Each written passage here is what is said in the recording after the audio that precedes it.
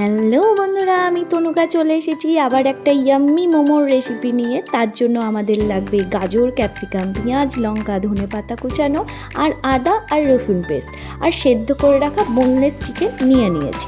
সমস্ত কিছু একসাথে চটকে নেওয়া হলো এবং এক্সট্রা জল হাতে করে চটকে ফেলে দিতে হবে। সেদ্ধ করা চিকেনের জল এবং কিছুটা চটকে রাখা চিকেন রেখে দিলাম। এরপর চটকে রাখা সবজিটাতে স্বাদ মতো নুন, গোলমরিচ গুঁড়ো এবং কিছুটা তেল দিয়ে মাখিয়ে রাখা হলো। মোমোর ডো বানানোর জন্য ময়দা রেডি করে নিচ্ছি। একটু টাইট করে আটাটাকে মেখে নিতে হবে। এখানে ভাই তার বেলনা খুঁজে পাচ্ছে না, আমি চা নিয়ে চলে এসেছি এনার্জি বাড়ানোর জন্য। তারপরে ছোট ছোট লুচির আকারে করে চিকেনের যে আমরা পুরটা বানিয়েছি সেটা ঢুকিয়ে মুখটা ভালো করে আটকে দিতে হবে যাতে বেরিয়ে না যায়। এখানে আমরা সুবিধার্থে বড় করে রুটির আকারে বেলে নিয়ে সেটাকে গ্লাসের সাহায্যে ছোট ছোট লুচির মতন করে নিয়েছিলাম।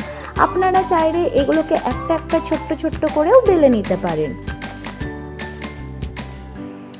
পুরটাকে ভরে নিয়ে মুখটা যেন ভালো করে আটকে দেবেন, না হলে পারে পুরটা বেরিয়ে যাবে।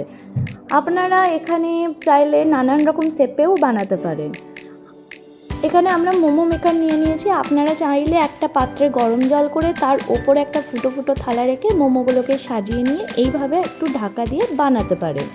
এখানে আমরা স্যুপ বানানোর জন্য চলে এসেছি। একটা কড়াইয়ে তেল দিয়ে গরম হলে তার মধ্যে লঙ্কা কুচানো, রসুন গ্রেট করে রাখা সেটাকে ফ্রাই করতে হবে। তার মধ্যে খানিকটা পেঁয়াজ এবং ক্যাপসিকাম দিয়ে ফ্রাই করতে হবে। এটা খেতে অসাধারণ লাগে। আমরা সবাই খেয়ে থাকি বাইরে মার্কেটে, কিন্তু এটা পেট ভরে খেতে গেলে আমাদের পয়সার পকেট থেকে সবই ফুরিয়ে যায়। আপনারা অবশ্যই বাড়িতে ট্রাই করবেন, তাহলে মন এবং পয়সা দুটোই থাকবে কাছে। এবং আমরা প্রথমেই দেখেছিলাম খানিকটা চিকেন আমরা বাঁচিয়ে রেখেছি, সেই চিকেনটাকে দিয়ে দিতে হবে এবং খানিকক্ষণ আবার ফ্রাই করতে হবে। এখানে স্বাদ মতো নুন দিয়ে দিলাম, এখানে সয়া সস, চিলি সস এবং টমেটো সস এবং খানিকটা ভিনিগার অ্যাড করতে হবে এবং খানিকক্ষণ আবার ফ্রাই করতে হবে। বন্ধুরা, আপনারা বাড়িতে ট্রাই করে আমাকে কমেন্টে জানাবেন কেমন লেগেছে। তারপর সেদ্ধ করে রাখা চিকেনের জল যেটা ছিল আমরা প্রথমেই দেখেছি সেটাকে অ্যাড করে দিতে হবে। এখানে অনেকখানি জল অ্যাড করে দেবেন পাতলা করার জন্য, কারণ এখানে আমাদের কর্নফ্লাওয়ার ওয়াটার আছে, সেটাকে অ্যাড করলে এটা আরও ঘন হয়ে যাবে। তার জন্য আমরা পাতলা করে নিলাম এবং খানিকক্ষণ ফুটতে দেব।